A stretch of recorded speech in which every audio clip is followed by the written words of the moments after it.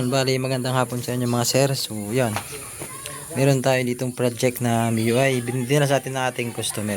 Yan. Makikita nyo dito. Kulay dilaw na MIUI or M3. So, bali issue nito mga sir, sa fuel pump or sa sa IC. So, bali ito mga sir pala is galing na sa sa ibang shop. So, bali pang, hindi ko alam kung pantatlo na ba ako, pangalawa na shop. So, bali hindi nila ng customer sa akin. Dinala nila ito dito. So, bali di na umaandar. Tapos, dinala dito. Itong fuel pump is baklas na. So, andito yung fuel pump niya. Ayan o. So, bali, pumunta na sila dito nung isang araw. Hindi pa dala tong motor. Bali, dala lang nila, ito lang. Fuel pump. Kasi pinaparemedyohan dala sa akin yung IC nga. Ito, yung problema niya, IC. Yan, kung makita nyo yung IC niya, sunog, yan, sira-sira na. Wala pa yung mga din sa ilalim. Tapos, hindi talaga siya maglalak. Hindi siya, kasi, yung lock niya. Yung issue nito, tumatagas daw yung langis, yung gasolina dito. Kaya, dinala sa ibang shop. Kasi, wala na yung lock niya. Yun, pagpunta na dito nung isang araw, pina-order ko muna sila ng IC sa online. Ganito ba? Ito. IC lang muna. So, yon. Tapos, ngayon, nakabili na ng IC. Dito na. So, bali hindi siya original. Pero, goods naman to. Yan o. Nakapagkita ko muna. Labas natin. So, problema lang nito kasi sinik ko yung mga wirings niya. Problema. Walang pumalabas na supply na doon sa doon sa papuntang IC, yung papunta dito sa motor niya. So papakita ko sa inyo mamaya. Labas naman natin IC. Hindi sa Yamaha pero gagana naman to. Ayan, ito yung forma niya, 3 piraso, may kasama ng O-ring. Ayan, O-rings. So bali ang kwento sa atin nung may-ari is dinala daw nila sa doon sa shop na pinagdala nila is umaandar pa. So bali magkaangkas nga daw silang dalawa. Tapos yung dala pinaparemedyohan lang daw sana nila kasi tumatagas nga dito sa tangke. Ito tangke niya. Yung pagpunta sila sa shop hindi na napaandar ulit. Kung baga hinila na lang nila pa uwi sa bahay nila. Bakit? Hindi na daw gumagana yung motor, di na daw umuugong. Di ba pag sinusi mo yan uugong yung motor, di na daw naugong. So bali na di ko alam, di tayo pwedeng magsalita kung ano nangyari o baka na China timingan lang na ganun. So papakita ko sa inyo kung na lang o may sila. So ang sabi daw kasi kanila kaya di na umandar, kailangan daw ipa-reset dito daw, reset. So wala naman check engine wala naman siyang check engine. Yan, goods naman yan. Hindi naman siya nag-check engine. So bali papahawakan natin yung cellphone para may taga video tayo dito. Si Poging Unas. Yan. So bali didemo ko lang sa niya. So bali ito yung bali ito pala pinutol ka na kanina. Putol na to. Yung papunta sa dito sa IC niya. IC. Pilit ko natin. Suko na, suko. Ha? Ha? Rayo-rayo ka. Tama. Hindi ka magagamit.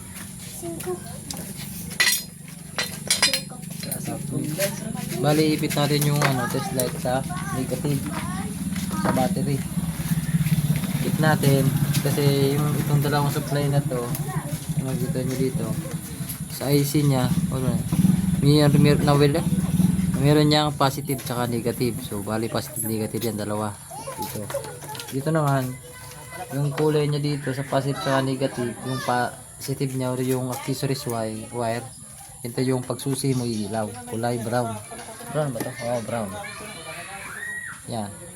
Pag pinusok natin yan tapos pag inon natin yung susi iilaw yan, accessories wire yung tawag dyan. Yan.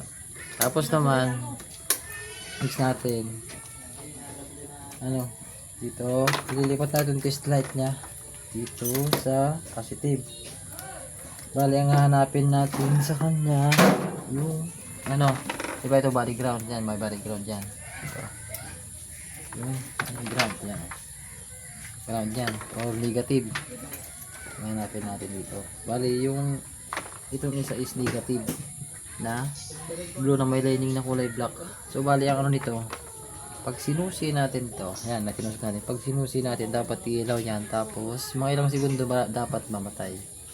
Ayan, wala. Di pa wala. So yun ang problema, kaya hindi na napaandar nung isang shop na pinagdala nila. Pwede naman natin i-trouble ulit dito sa ano, papuntang ECU. So ito na natin. Ito yung ECU nya. Check nyo natin kung dito lang yung sira sa linya kung sa ECU. So bali mas maganda pag binalatan na lang natin. Yan, kung makikita nyo, binalatan natin dito. Yan, binalatan natin. Check natin kung meron dito. Susi natin. Yan, wala pa rin. Ibig sabihin goods yung linya dito papunta dito. May isa pa akong option para makita natin talagang hindi sira yung wire.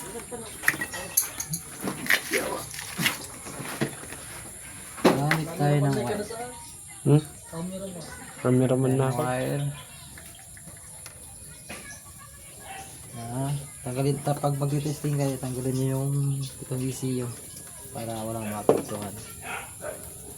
Yan. Kita nyo test light. Tapos itong wire nakalagay dito sa negative. Tapos itutusok natin ito dito sa kulay blue na may lining na black. Yan. Tapos yan. Tusok ito. Nahanapin lang natin dito yung ano, yung binalatan natin, yung kulay nyo. Ito. Ulit. Yan.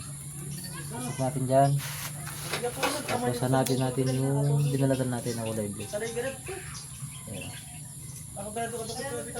Oh, ayan, umilaw, di ba? Umilaw siya. Isa lang ibig sabihin yan, goods yung linya ng ating wiring. Goods. Kaya ibig sabihin ito may sira yung ECU niya. Hindi siya nag-release ng ano, ng grab, ng negative dito. Ulitin natin. Hindi siya nag-release ng negative. Ano pa kulin natin? Ano ito ka? Tanggalong taso ka sa tulog. Pakarayo, buksan. Luwas mo naman. Tanggalong naman ito. Ano makagulog na ito mo? Yan o. Ang sila ba gabi? Ay, sa taas. Ang sila sa pula. Dito natin. Yan. Kulay blue. Yan, wala talaga. Wala pa rin. Wala nga. Yan, nabalik mo natin ito dito.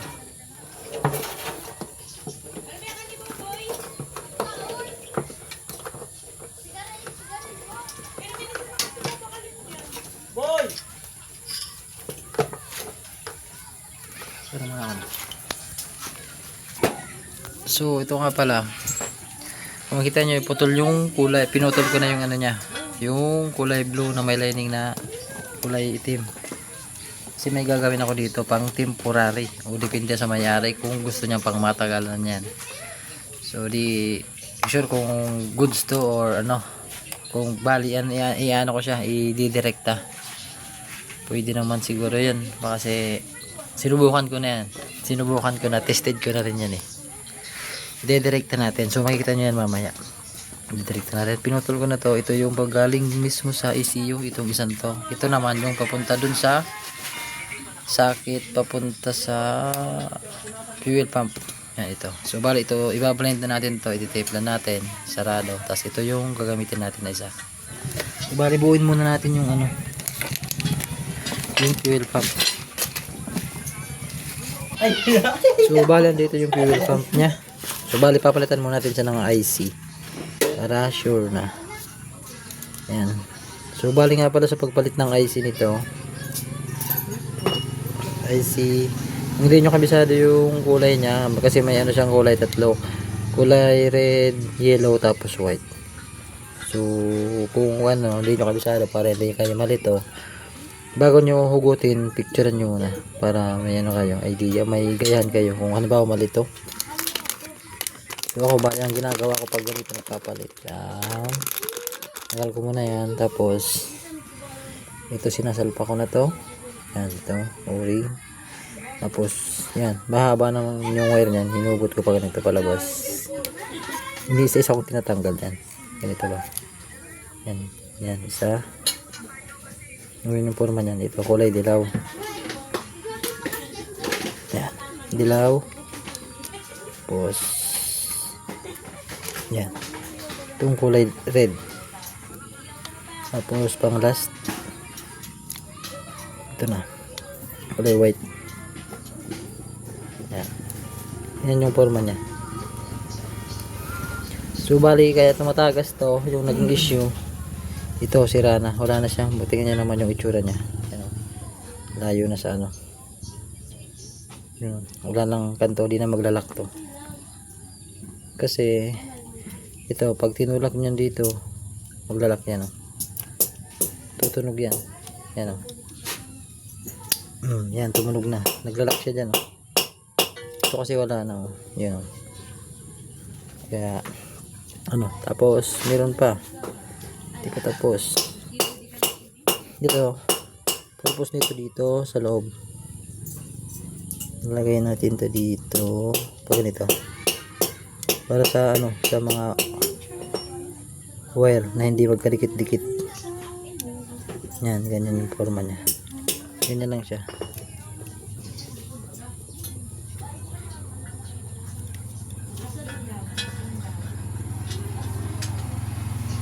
So, yan. Bali ganyan yung forma niya. Ipapasok natin siya dun sa tangke.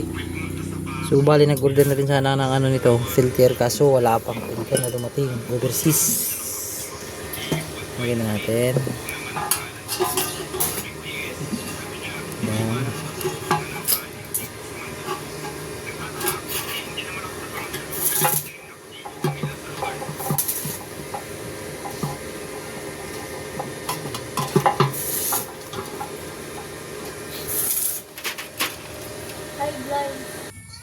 Yan, so bali pala ito pag nakabit ko na, ang gagawin ko sa kanya is sabi ko kanina, ididirekta ko siya.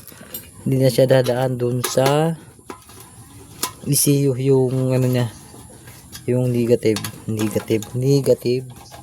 Yan. So bali ang mangyayari dito, once na nagsusi ka na, automatic hindi na titigil sa ugong yung motor dito. Kumbaga straight na dire-diretso na. Kaya once na nagsusi ka, dapat ma-start mo na siya. Yung ano niya, yung makina. Huwag mo siyang itatambay na nakasusi na hindi maandar yung makina. Kasi di ba sa natural na sa mga FI, halos lahat sa FI ay ano, tapon yung gasolina. Pag susi mo, ugong yung yung pump, unit pump. Tapos mga ilang saglit lang, namamatay na. So yun muna ang gagawin natin, didirekta natin. Yung para sa akin lang naman is ano, parang pansamantagal. So depende sa mangyayari nito. Yan. So nakabit na natin. Tatapon pa yung gas na konti. Kakabit na natin to. Yan, so bali kakabit na natin yung tangke niya. May konting gas pa naman to.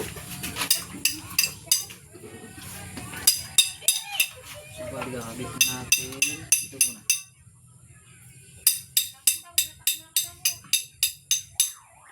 Tapos ito yung sa sensor na ano niya na ng gasolina yung sa gauge. Baka kayo mo yung na ito. Di pag di mo na daw yung nagkaibalaw ko. Tapos ito yung sa IC, yung nakabit sa IC niya.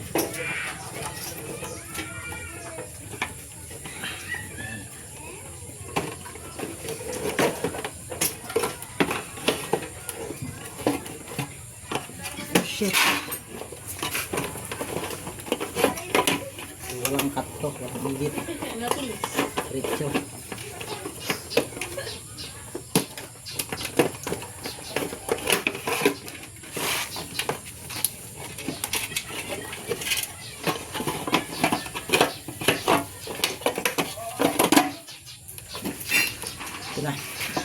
ito na yung pinutol ko na ano, na galing dun sa papuntang IC. Ito yung pinutol ko, yung papunta dito, papunta to dun sa ECU. Natin natin yung isang wire. So bali ito, kumuha ko na isang wire, tapos nakatap siya dito sa ground ng ito, papunta sa battery. So bali dito ko lang nilagay yung battery, di ko na siya itinurili muna. Ayan, para ano, dinugtukan ko lang siya. Ito yung ground. Yun siya nasabi ko, didirektan natin to sa ground. Yan o, nakadirekta sa ground. So tika pala, bago pala natin testing yan, galing mo natin yan para ano, para sure kukunin natin yung pinutol natin, kasi baka sabihin nyo gumagawa tayo ng ano. So yung pinutol na isa, babalikan natin.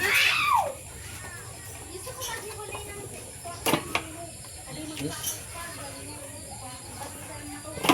Yan. Ito yung kadugtong dito. Gusto ko muna. Lalagay natin dito, itatap natin. Yan. Nakadug. Hala.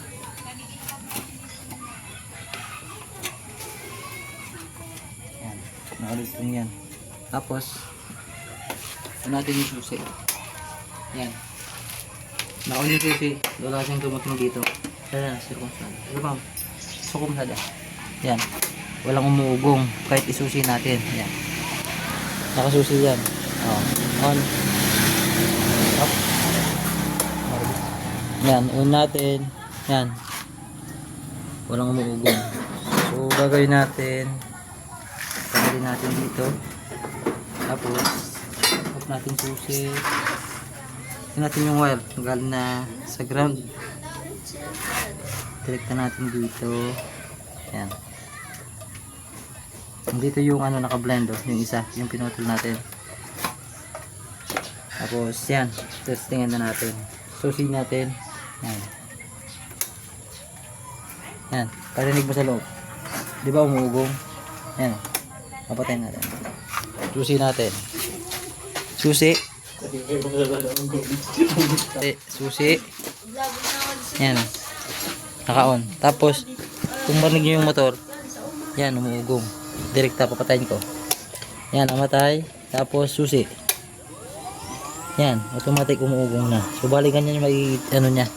Hindi yan titigil kahit ano pa. Titigil lang yan kapag in-off nyo yung susi. Yan. Tignan natin, medyo matagal-tagal para marinig nyo hindi talaga titigil yan. Yan. Umuugong. Yan o. Off natin. So balik ganyan yung maging ano niya. So papanda rin natin para maano nyo yung ano niya. Kung under ba or hindi. Unas, bawak. Natin. Start.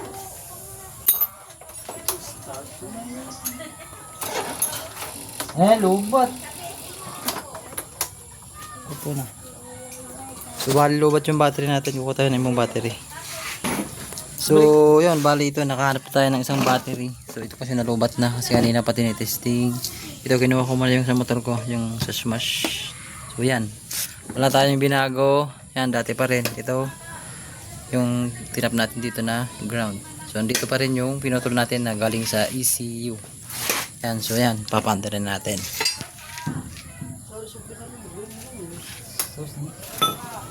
Start.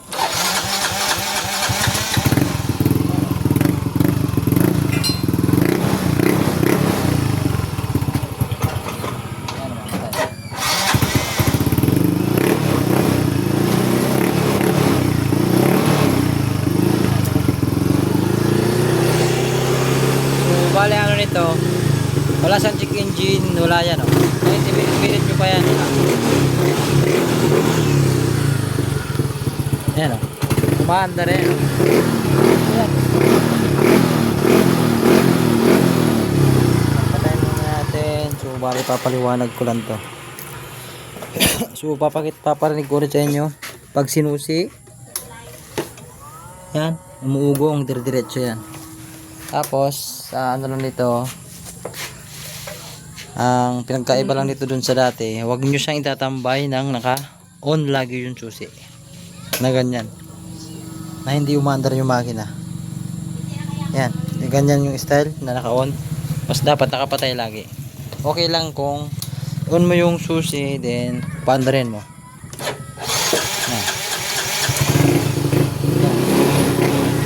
Yan. Yung umandar tapos nakaminor lang siya, goods pa yan. Ganyan. Kasi umandar yung motor niya, yung gasolinang tinutulak nung yung gasolinang itinutulak nung fuel pump is nakukonsumo para hindi mahirapan yung motor niya. So yun ang purpose ng yung purpose yung ng ginawa natin na remedyo para dito. So bali ulitin ko yung pinakaano niya, issue is yung sa ECU or computer box. So papaanda rin natin ulit. So wala na bago dyan. Yan, dati lang.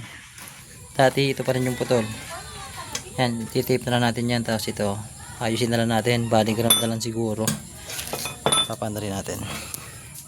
Ano natin susi. So basta wag nyo papatagalin ng ganyan.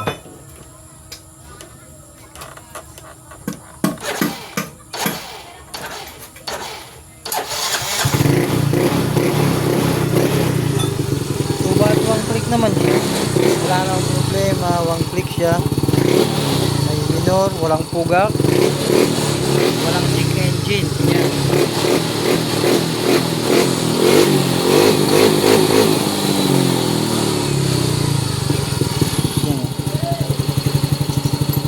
So yan, goods naman siya. So baka yung ipipix na lang lahat, tapos kakabit yung mga cover cover, then ayusin yung mga wiring niya dito, tapos test drive. So yun lang naman. Yun lang muna siguro. Sana nakatulong yung video yung ginawa ko, and ingat sa pag mekaniko, and yun lang.